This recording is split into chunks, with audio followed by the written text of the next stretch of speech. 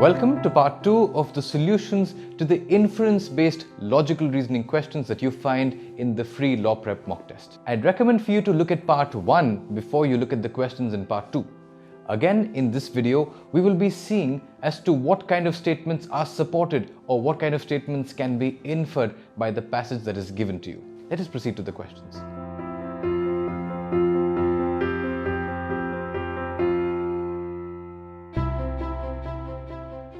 As you start to get acquainted with the problems of the LSAT India and start reading better for structure, you'd find that questions such as these are very simple. Pause the video and try solving it yourself, and then we'll go for it together. Let us start by reading the question statement to get an idea of where we have to go.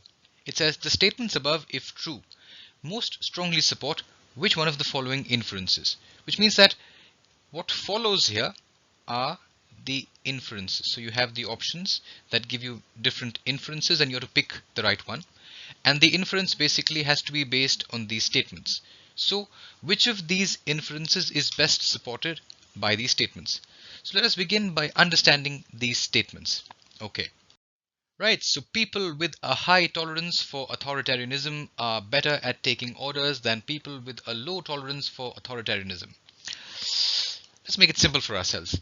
HTA and LTA, high and low tolerance for authoritarianism. Okay. For example, they are more willing. So they refers to people with a high tolerance, right? For example, they are more willing to carry out an order without being given a rationale for the order, which means they're willing to carry out an order without being told why they're doing it. However, such people tend to have below average leadership skills. Such people as in people who are HTA. So these people here, they refers to HTA, such people refers to HTA. Knowing all this, the military still seeks where possible to recruit people with a HTA because they're better at taking orders. Right. So what you can see about the HTA from the passage is that they're better at taking orders, right? They're more willing to carry out an order, okay? But they have below average leadership skills. Now, what do these suggest? Now, being better at taking orders looks something like an advantage, whereas being below average at leadership skills is definitely a disadvantage. But you can see here that it says that knowing all this, that means knowing what they're good at and what they're bad at, the military still seeks to recruit these people because they're better at taking orders. So that means the army recruits the HTA for the benefits and doesn't really mind the negatives, right? So once you understand that the military values the positives of the HTA, which basically is the ability to take orders, more than their negative, which is basically the lack of leadership abilities, then you understand as to what the answer is. You can pause the video and take a moment to pick the right answer from here. Right, the answer is A. Pretty simple, straightforward. It says the military values leadership ability in its recruits less than it values their being good at taking orders. Simple question. As soon as you learn to understand structure, these questions get really simple. So we've seen that sometimes questions can look really large in terms of their volume, the number of words that you see in them. And sometimes you have questions kind of like this one. It's a small looking question, tiny passage, not a very difficult looking question statement. The options are also kind of small, but that doesn't necessarily mean that this is an easier question. Okay. The yardstick of how tough or easy a question is basically on how well you've been able to understand the structure of that question. Remember, when you're solving practice questions for the LSAT India, you are studying to understand pattern and structure. Pause the video, try solving the question by yourself, and then we'll go for it together.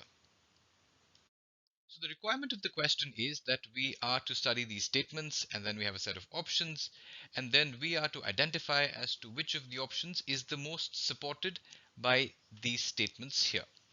So what we do is we begin by understanding as to what these statements are. Like I said, you study for structure.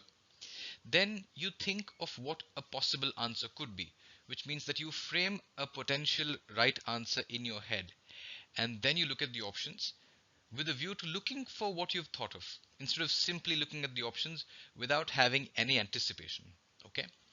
So let's see as to what it says here.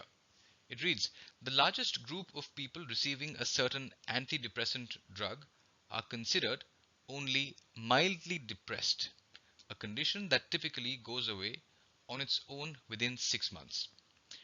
Now, while this is not really difficult, you can use visual aids for yourself. Maybe you can draw it, or maybe you can think of it. Or, for example, let's say this is the population of everyone receiving antidepressant drugs. Okay. Now, within this group of people who are receiving antidepressant drugs, the largest group consists of those that are only mildly depressed, which is a condition that goes away by itself without medication within 6 months. So they get okay within 6 months. Reading ahead, it says, on the other hand, the drug takes that long before there's any noticeable improvement in the patient's outlook. That long refers to the same duration of 6 months, right? So it says that the drug takes 6 months before there's any noticeable improvement. In addition, the drug occasionally has some severe side effects.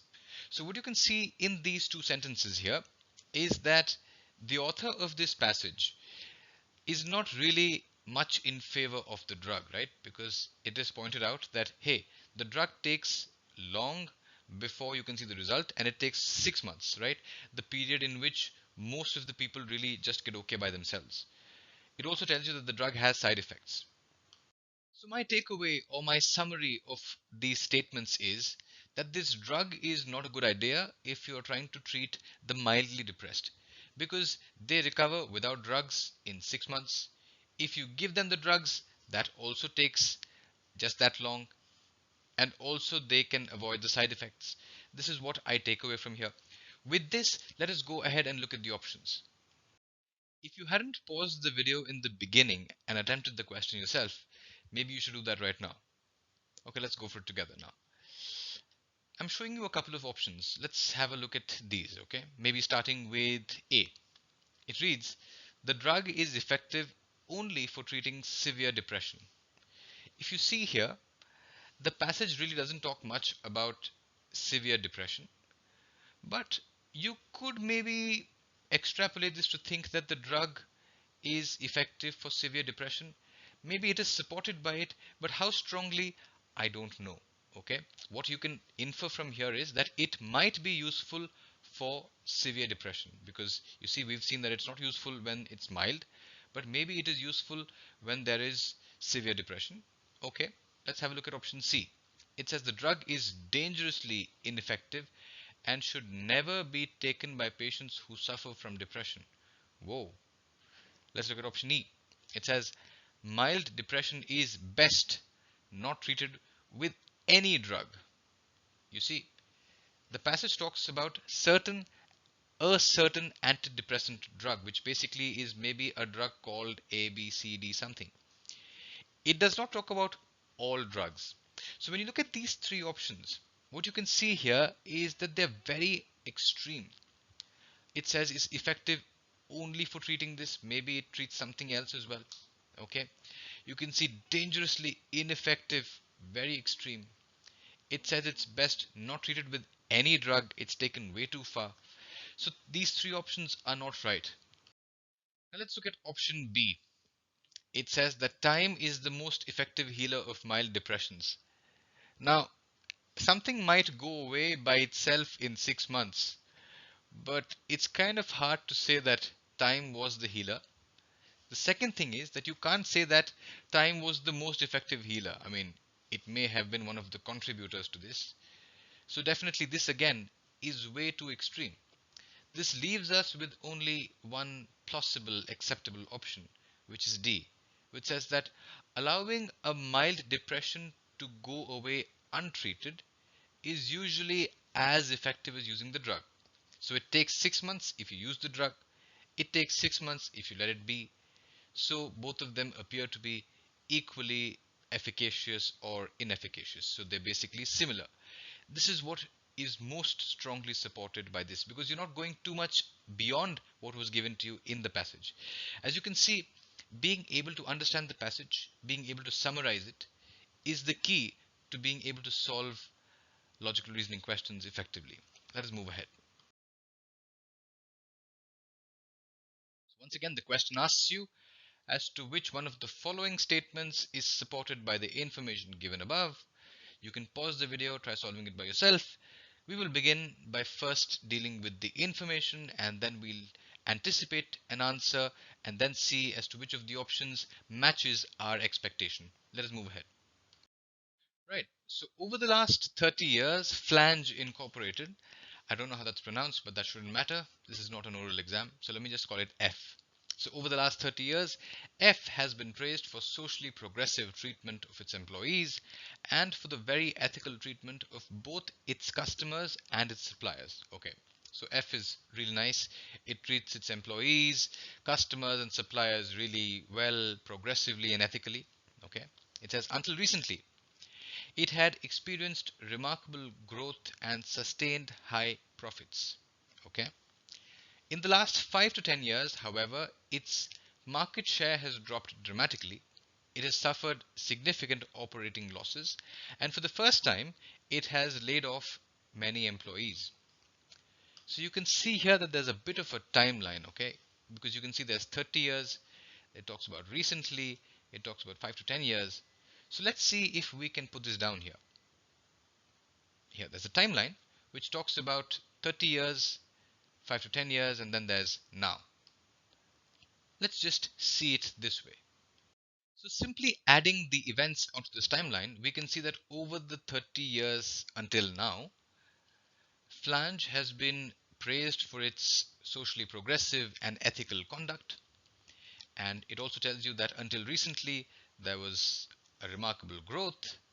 But then it says that over the past 5 to 10 years, it has suffered some kinds of loss and also has laid off its employees. So what you see here is a diagram that pretty much encapsulates what has been given here. Now let's spend some time trying to see as to what some inferences could be from this. Now it could be very tempting for us to think that at this point here, around this 5 to 10 years back mark, F has changed its character. So FI is no longer the socially progressive ethical company. This is something that you should actually be cautious of, because what the passage tells you is that over the last 30 years, FI has been ethical, which means that 30 years preceding now, it has been progressive and ethical. What has changed at this particular point is that it had growth until this point, right? But from here, you can see that there was a decline, there was a drop. Okay. So what you need to understand is that, hey, despite being a corporation that wishes to be ethical and progressive, it was forced to lay off its employees. Do not believe that and do not conclude that simply because there's been a layoff that FI has become unethical. Okay. So the right way of understanding this is that the layoff was a really difficult move by a corporation that's otherwise very ethical and progressive. Once you've understood this and you look at the options, I think the answer is pretty easy to pick. You may want to pause the video and pick it yourself. And here is the answer. The answer is E, which says that in the face of a shrinking market share and operating losses, a corporation has no choice but to lay off its employees, right? That's what we see here with this ethical company. Let's go ahead. Right, so yet another question on the format that we've been seeing. Pause the video, try solving it yourself, and then we'll go for it together. Let us begin by reading the passage together. It reads, a fascinating question in chess history concerns the relative strengths of champions from different periods. In the case of Garry Kasparov, a champion of the 1990s, and Bobby Fischer, a champion of 20 years earlier, the 1970s, the issue can be reasonably settled. Now it says the issue. What issue is it talking about? You see, when you read actively, you can't let such things slip by. When you see the issue, it's definitely referring to an issue that's been spoken of earlier. And that issue is what you see in the first line here, that a fascinating question concerns the relative strengths. So this question is the issue. And it says that this question can be quite easily, quite reasonably settled in the case of Garry Kasparov and Bobby Fischer. Okay. It then goes on to say that Fischer attained the crown by beating Boris Spassky, the preceding champion, by very nearly the same score by which Kasparov beat his opponent Nigel Shott in the championship. But Spassky is generally acknowledged to have been a much stronger player than Shott. You might also see here that the names are one of the elements that add to the confusion. But before that, let me kind of lay out as to what this question talks about. Let's say if you talk about boxing, I mean, of course, this question deals with chess, but let me talk about boxing. Now, in the world of boxing, and you talk about the heavyweight champions, then Muhammad Ali was the champion in the 1960s, and Mike Tyson was the champion of the 1980s. Now, they were respective champions of their time period, but between these two, who is better? This is the fascinating question that's talking about. It says the question concerns the relative strengths of champions of different periods. You see, Ali and Tyson never fought. Okay, so you can't really decide who is better by actually having a bout wherein Ali fights Tyson. Okay, this is where the fascinating question arises. Now let's organize and kind of tabulate the names. Garry Kasparov, GK, champion of the 1990s. Okay, and then you can see here that he had defeated NS. As you can see here that Kasparov beat his opponent NS in the championship. Okay. If you look at the other person here, it's Bobby Fischer, the champion of the 1970s, BF. He had defeated Boris Spassky, BS. Okay. And then what you can see here, it says that Fischer attained the crown. So F attained his crown by beating BS, right, the preceding champion, by the same score. So the same margin. So the difference between, so you say the difference between the points that maybe BS had 5 and BF had 10. Okay, and this is the margin. So the margin here is 5, right, because 10 is 5 more than 5. He says here that by very nearly the same score by which Kasparov beat his opponent. So let's say maybe in this fight here, Kasparov had maybe 12 and NS had 7. Again, the margin here is 5. So what you're seeing here is that the margin is the same. Okay, and then it goes on to say that, however, okay, Spassky, which means BS, is acknowledged as being a better player, a stronger player than Shott. Okay, so you can say that BS is greater than NS. So we know that the author has already said that the issue of who is better between GK and BF is already settled. And basically what you see here is the explanation for that. Okay, so how has that been settled? So you have BS, and you know that BS plus 5 takes you to BF, right? So BS plus 5 takes you here. Okay, and then you know that likewise NS plus 5, which is the margin, takes you to where GK is. Okay, then you know that BS is greater than NS, which definitely means that even BF is greater than GK, which basically means that it is settled. And settled as what? It is settled that BF, Bobby Fischer, was a better player than Garry Kasparov. Okay, this is settled. So the question is not asking you this.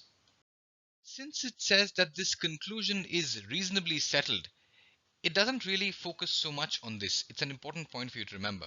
Okay, because the problem is not asking you to find out who is better between Garry Kasparov and Bobby Fischer. On the contrary, it says it's settled. But we've spent enough time with this passage making some sense of it, and maybe now we can look at the options. So the question or the options here are not designed to test you on ascertaining as to who is better, because according to the question, the fact that Bobby Fischer is better is reasonably settled. So while the question isn't really testing you so much on the relative strengths of Garry Kasparov and Bobby Fischer, because it's presumed that this was quite easy to arrive at, what it does do is that it requires you to understand the process by which this fascinating question has been answered. Once you understand this, when you look at the options, I think it's quite obvious as to what it is. Now I'm giving you the answer. It is B. As you can see here, it reads that the best way to determine the strength of a past champion is to assess the strength of his or her opponents. So you can see here that this superior relative strength of Bobby Fischer has been arrived at because you saw that his opponent was stronger than the opponent of Garry Kasparov. Right? If we're done with this, let's move to the next question. The question statement reads, which one of the following claims is most strongly supported by the information above? Which means that here you have some claims and here you have some information. Pause the video, try it by yourself, and then we'll go for it together. So let us begin by reading this piece of information. We see on the basis of that as to what we can anticipate as an answer, and then we go to the options and pick the option that resembles our anticipated answer the most. Okay, let's read the information here. It says technology that ends up in passenger automobiles is often first developed for use in race cars. This underscores the relevance to the consumer of esoteric technological developments in auto racing. Now, if you don't understand a word or two in a passage, whether it's in this section or the RC, is that a problem? Not at all. For example, there's this word here, esoteric. Maybe you don't know the meaning of this word, and that shouldn't matter. Let me demonstrate that to you. So this time we go for it without the word, and you'd find that it doesn't really hurt you so much. Okay, it says that technology that ends up in passenger automobiles is often first developed for use in race cars. This underscores the relevance to the consumer of technological developments in auto racing. Contrast this situation in bicycle racing. So it first talks about cars, which means car race, and then it talks about bicycle racing, and as you can see here, it talks about a certain kind of contrast. So it says that for cars, that the technology that is first developed for use in racing cars ends up in passenger automobiles. And then in contrast, for bicycle, it says that 75 years ago, aerodynamic technology was banned from the sport to ensure that the best athletes won the race. So technology was banned, and then it says that as a result, the basic bicycle design available to the consumer has remained relatively unchanged since that time.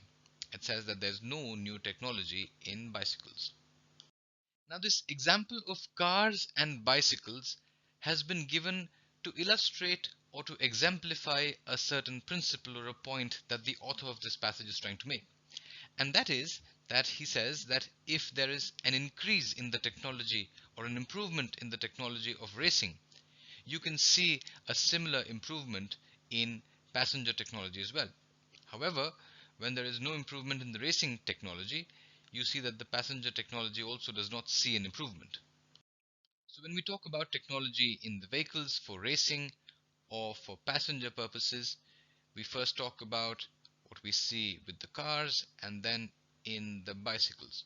So you can see with the cars that there was an improvement in technology for the race and also a technology improvement in the passenger. But for the bicycles, no improvement in the racing technology and therefore no improvement even in the passenger technology. Now what this might point towards as an inference is that, hey, if there had been an improvement here, then there might have been an improvement here as well. Having understood this, picking the right answer shouldn't be so hard. You can take a moment to identify the answer, and I'm giving this to you in a couple of seconds. There you go. Seize the answer. It says, if technological innovation had been pursued in bicycle racing to the extent that it had been pursued in auto racing, more improvements in bicycles would be available to the public. Right? Let's move to the next question.